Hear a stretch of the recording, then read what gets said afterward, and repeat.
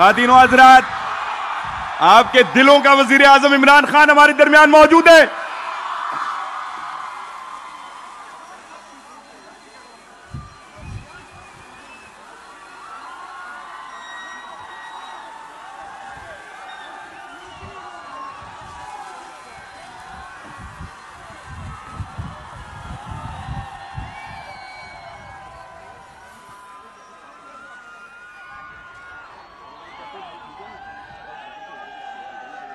आप तमाम अजीज तुलबा से गुजारिश है कि नशस्तों पर तशरीफ रखें ताकि इस तकरीब की कार्रवाई को आगे बढ़ाया जा सके।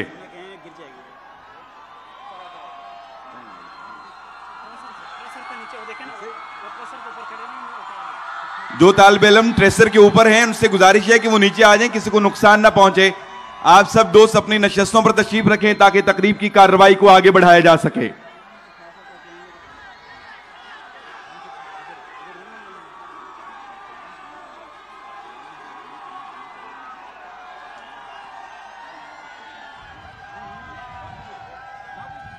बहुत शुक्रिया जी, तशरीफ रखें सब तालिब इल्म। अब मैं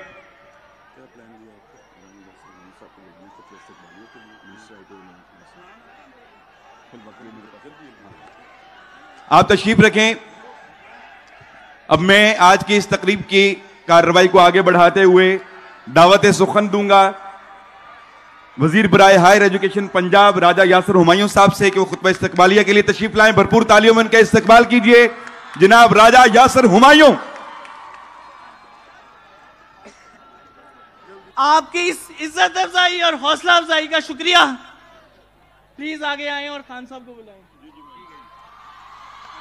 जी बहुत शुक्रिया खातिन व हज़रात। अब उस शख्सियत को दावत देने जा रहा हूं जिसने न सिर्फ पाकिस्तानी कौम बल्कि इस पाक सरजमीन के जर्रे जर्रे की अना का मान रखा, जिसकी जिंदगी जोदे मुसलसल से इबारत है।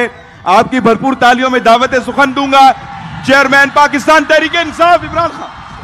हेलो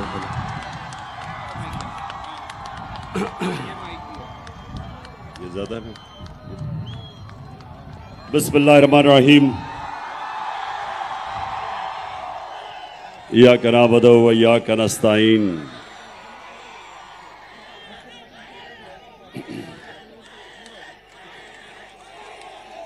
शुक्रिया।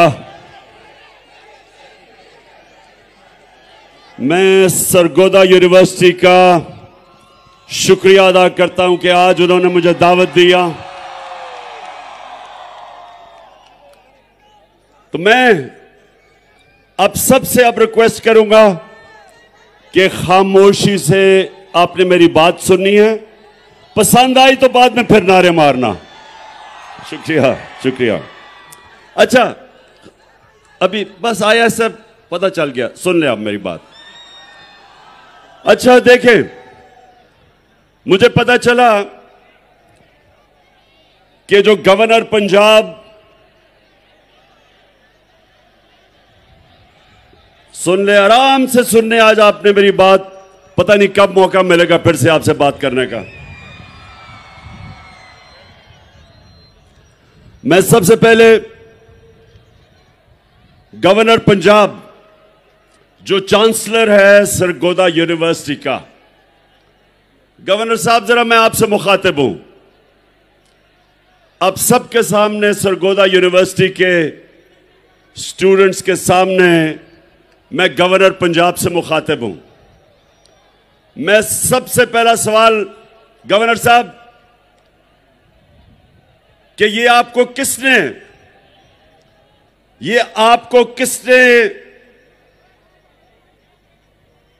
इजाजत दी है कि आप पॉलिटिकल लीडर्स को यूनिवर्सिटी के स्टूडेंट्स के सामने उनको एड्रेस करने से रोके?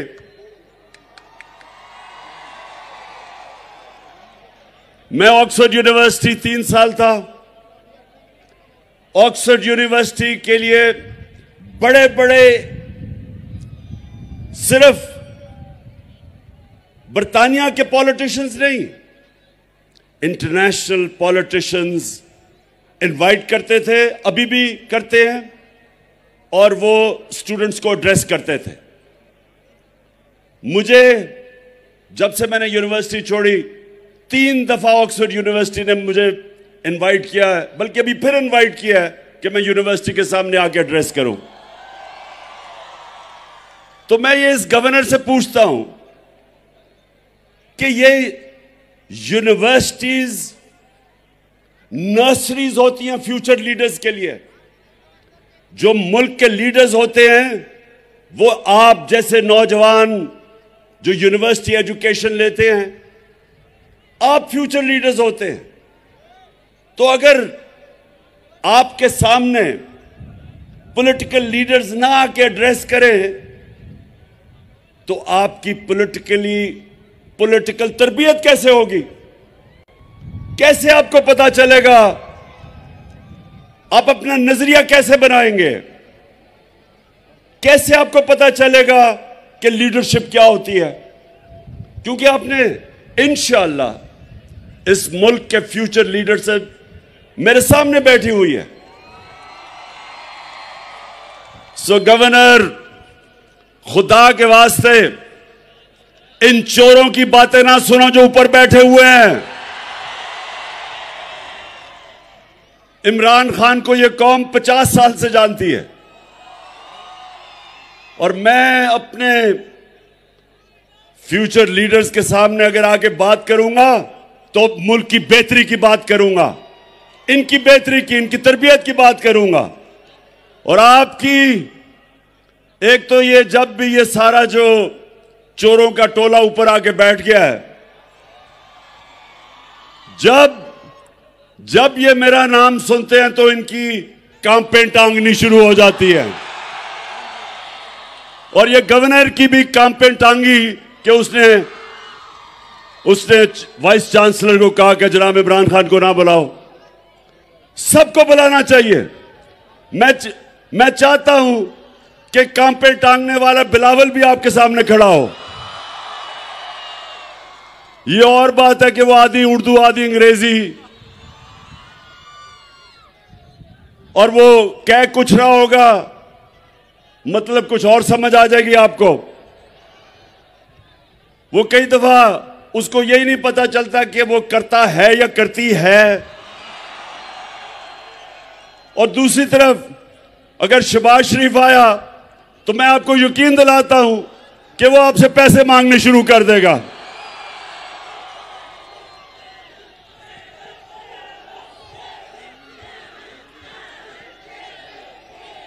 हाँ, और आप डीजल साहब को भी इनवाइट कर सकते हैं। यहां सबको आना चाहिए। डीजल बस सुन लो ना, मैं ये कह रहा हूं कि यूनिवर्सिटीज के अंदर सारे पॉलिटिकल लीडर्स को आके मौका मिलना चाहिए, अपना मौकफ रखें, क्योंकि आपकी ट्रेनिंग हो रही है। और इसलिए क्यों यूनिवर्सिटीज में मुल्क की फ्यूचर लीडरशिप यहां से जन्म लेती है। और दूसरी चीज, अच्छा जरा आपने देखें, आराम से आज आपने मेरी बात सुननी है, क्योंकि मुझे आपका जज्बा और जुनून मैं नोटिस कर रहा हूं, माशाल्लाह उबल रहा है। अच्छा अब सुनना है, देखें सरगोदा यूनिवर्सिटी के स्टूडेंट्स, बहुत बड़ा फिलोसोफर एरिस्टोटल ने आज से 2500 साल पहले एक बात कही थी। गौर से जरा मेरी बात सुने, वो क्या कही थी। उसने कहा था कि अगर एक माशरे में नाइंसाफी हो, जुल्म हो, तो सारे माशरे के शहरी राय हक के लिए खड़े होंगे, इंसाफ के लिए खड़े होंगे। और जब एक इंसान हक के लिए खड़ा होता है तो वो पैगंबरों का काम करता है। सारे अल्लाह के जो पैगंबर थे सब राय हक और इंसाफ के लिए खड़े हुए थे। हमारे नबी सल्लल्लाहु अलैहि वसल्लम मक्का के जो कुफार थे, जो जुल्म करते थे, जिन्होंने आजादी राय, जो अपनी आजादी राय लेके निकले थे, हमारे नबी सल्लल्लाहु अलैहि वसल्लम, उन्होंने रोक दिया था, तशद्दुद किया था लोगों पे। वो उसके लिए खड़े हुए थे। जो हजरत मूसा थे वो फिरौन के जुल्म के खिलाफ खड़े हुए थे। हजरत इब्राहिम नमरूद के खिलाफ खड़े हुए थे। हजरत ईसा रोमन इंपीरियलिज्म और जो यहूदी एलीट थी उसके खिलाफ खड़े हुए थे। सब इंसाफ के लिए खड़े हुए थे। तो दो किस्म के पॉलिटिशियन हैं। एक पॉलिटिशियन है जिसको दुनिया हकारत से देखती है, अवाम का नाम लेके इक्तदार में आता है और उसी अवाम को लूटना शुरू कर देता है, झूठ बोलता है अवाम से। इनको लोग हकारत से देखते हैं। और दूसरा पॉलिटिशियन कायद आजम मोहम्मद अली जिन्ना। कायद आजम एक बड़ी ख्वाब इंसाफ के लिए, मुसलमानों के हकूक के लिए निकले थे कि हिंदुस्तान में हमें हकूक नहीं मिलेंगे, इसलिए वो निकले थे। 40 साल स्ट्रगल थी। इसलिए आज हम सब कायद आजम की इज्जत करते हैं कि उन्होंने अपने लिए सियासत नहीं की थी, हमारे लिए की थी। नेल्सन मंडेला, साउथ अफ्रीका में कोई सोच भी नहीं सकता था कि कभी भी खून के बगैर जो अफ्रीकन थे उनको आजादी मिलेगी, क्योंकि गोरों ने उनको पर कब्जा किया हुआ था। अपार्थाइड रिजीम थी, गोरे ऊपर बैठे थे, नीचे गुलाम थे। तो नेल्सन मंडेला 27 साल उसने स्ट्रगल की, 27 साल जेल में गुजारे, लेकिन अपने मौकफ से पीछे नहीं हटा। और जब तक साउथ अफ्रीका रहेगा, चाहे वो गोरा हो या काला हो, सब नेल्सन मंडेला की इज्जत करेंगे, क्योंकि उसने अपनी जात के लिए पॉलिटिक्स नहीं की। और हमारे नबी सल्लल्लाहु अलैहि वसल्लम, हम क्यों उनसे इतना प्यार करते हैं, हम क्यों इश्क करते हैं उनसे?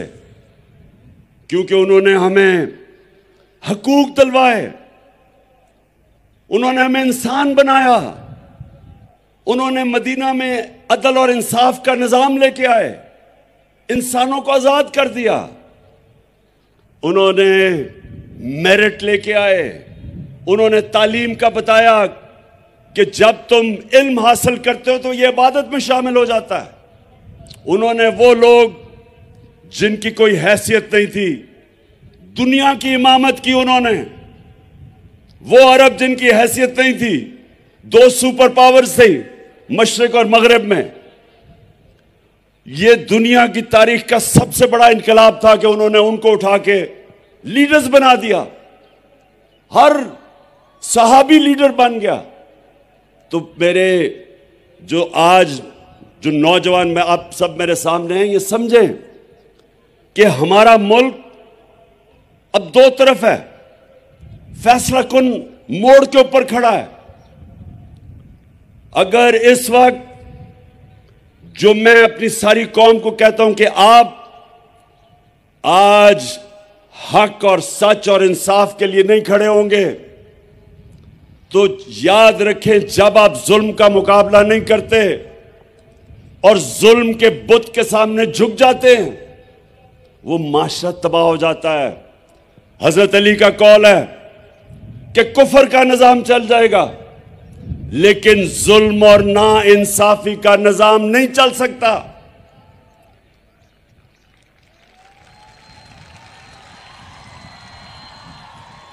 और जो मेरे